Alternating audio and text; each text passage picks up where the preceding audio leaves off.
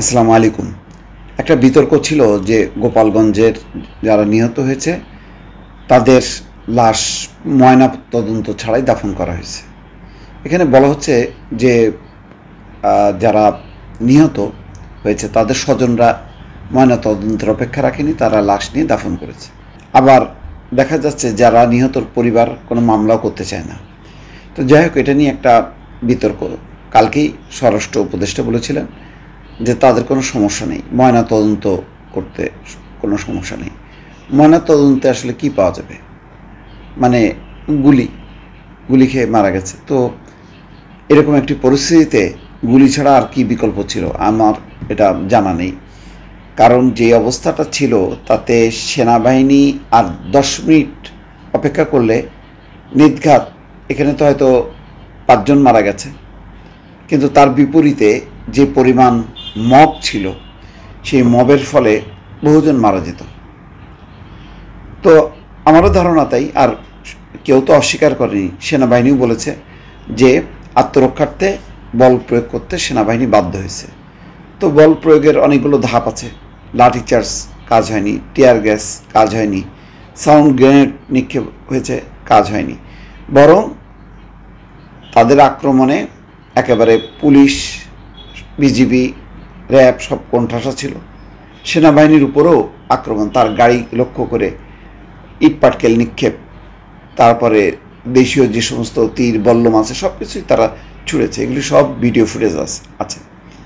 এখানে এমন না যে কোনো একটা দলের কর্মসূচি ছিল, সেই কর্মসূচি ভণ্ডুল করতে গেছে, তা না। বরং এনসিপির কর্মসূচি ছিল, তাদের উপর আক্রমণ করা হয়েছে, তাদেরকে আবার নিরাপত্তার জন্য একটা জায়গায় আনা হয়েছে, সেখানেও আক্রমণ। এবং মানে তারা যেভাবে ধেয়ে আসছিল তাতে যদি বাধা না দেয়া হতো এবং বাধার শেষ সীমা পর্যন্ত যেতে হয়েছে সেনাবাহিনীকে, গুলি চালাতে হয়েছে। গুলি চালানোর কথা না তো, পুলিশ সুপারের কার্যালয়ে আওয়ামী লীগের কর্মসূচি থাকবে কেন? তাদের কর্মসূচি হবে আলাদা, তাদের ভিন্ন কোনো কর্মসূচি ছিল না। তাদের কর্মসূচি ছিল একটাই, আক্রমণ করো এনসিপিকে। তো স্বাভাবিকভাবেই একটা দায়িত্ব পড়ে যায় যে তাদেরকে রক্ষা করা, সে রক্ষার কাজ করতে হয়েছে। সেখানে মারা গেছে, গুলি খেয়েছে। 3 জনের লাশ ময়নাতদন্তের জন্য কবর থেকে তোলা হয়েছে। রোববার বেলা 1:15টার দিকে প্রথম দফায় পৌরসভার গেটপাড়া কবরস্থান থেকে রমজান কাজী এবং ইমন তালুকদারের লাশ তোলা হয়।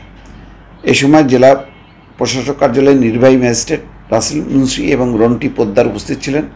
লাশগুলো ময়নাতদন্তের জন্য গোপালগঞ্জ জেনারেল হাসপাতালে পাঠানো হয়েছে। অন্যদিকে আর এক নিহত সোহেল রানা মোল্লার লাশ টুঙ্গিপাড়া উপজেলা সহকারী কমিশনার মারুফ দস্তগীরের উপস্থিতিতে পারিবারিক কবরস্থান থেকে বেলা 3টার দিকে উত্তোলন করা হয়। রোববার নিহত রমজান আলী, ইমন তালুকদার এবং ছেলে সোহেল রানা মোল্লার লাশ কবর থেকে উত্তোলনের নির্দেশ দেন গোপালগঞ্জ চিফ জুডিশিয়াল ম্যাজিস্ট্রেট আদালতের বিচারক রোমানা রোজি।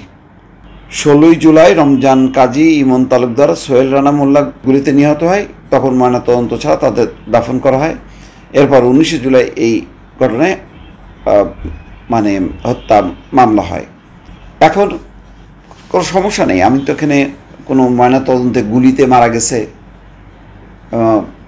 বা আঘাতে মারা গেছে, একটা কিছু বেরোবে। তো এটা নিয়ে ভালো হয়েছে এটা সিদ্ধান্তটা, যে ময়নাতদন্ত হলো, ময়না তদন্তে পরিষ্কার হবে যে কিভাবে মারা গেল। আর আমি তো প্রেক্ষাপট বললামই তো, যারা সারাদিন লাইভ দেখেছে তারা জানেই যে সেনাবাহিনী আর 10 মিনিট যদি দেরি করতো তাহলে পরিস্থিতি ভয়াল একটা ধারণ করত। তো এখন কম ক্ষতি হলো, আরও বেশি ক্ষতি এড়ানোর জন্য কম ক্ষতি হয়েছে। এই আর কি বলা থাকতে পারে? দর্শক ভালো থাকবেন, আল্লাহ হাফেজ।